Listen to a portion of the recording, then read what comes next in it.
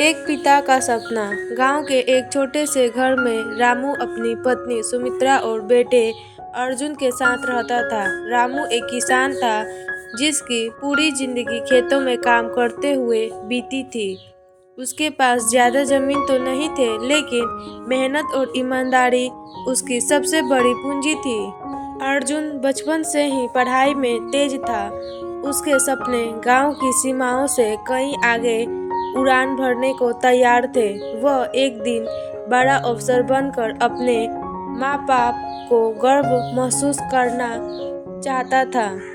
रामू को अपने बेटे की यह लगन देखकर खुशी भी होती और चिंता भी। खुशी इसलिए कि वह ऊंचाइयों को छूना चाहता है, और चिंता इसलिए कि गरीबी की दीवार कहीं उसके सपनों को कुचल ना दे। एक दिन अर्जुन ने अपने पिता से कहा, बाबा, मुझे शहर जाकर कोचिंग करनी है। वहाँ अच्छी तैयारी होगी, तभी मैं अफसर बन पाऊंगा।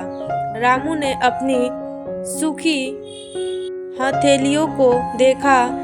खेत से आने वाली आमदनी इतनी नहीं थी कि शहर की पढ़ाई का खर्च उठा सके, लेकिन उसने अर्जुन के सिर पर हाथ रखते हुए कहा, बेटा, तेरे सपने के आगे ये गरीबी छोटी है।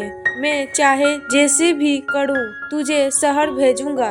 अगले ही दिन रामू ने अपनी एकमात्र बैलगाड़ी और कुछ खेत गिरवी रख दिए। लोगों ने ताने मारे, बूढ़े रामू का दिमाग फिर गया है, बेटा कहीं अफसर बनेगा। लेकिन रामू ने किसी की बात नहीं सुनी। अर्जुन शहर गया और वहां दिन रात मेहनत करने लगा। उसकी आंखों के सपने सिर्फ एक तस्वीर रहती, खेतों में काम करते हुए झुका हुआ उसका पिता। हर बार जब थकान उसे पकड़ने लगती, वह अपनी किताबों को देखकर कहता, यह थकान कुछ नहीं बाबा की मेहनत के आगे। कई महीनों बाद परीक्षा का रिजल्ट आया। अर्जुन ने जिले में टॉप किया और उसका सिलेक्शन एक बड़े सरकारी पद के लिए हो गया।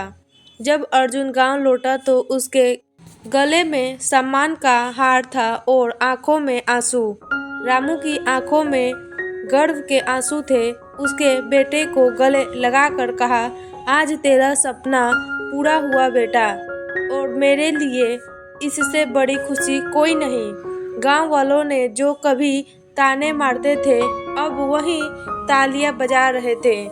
यह कहानी हमें सिखाती है कि माता पिता की कुर्बानियां और बच्चों की मेहनत मिलकर हर मुश्किल को हरा सकते हैं। आगे अगर इरादे मजबूर हो तो हालात चाहे कितने भी कठिन क्यों न हो, सफलता जरूर मिलती है।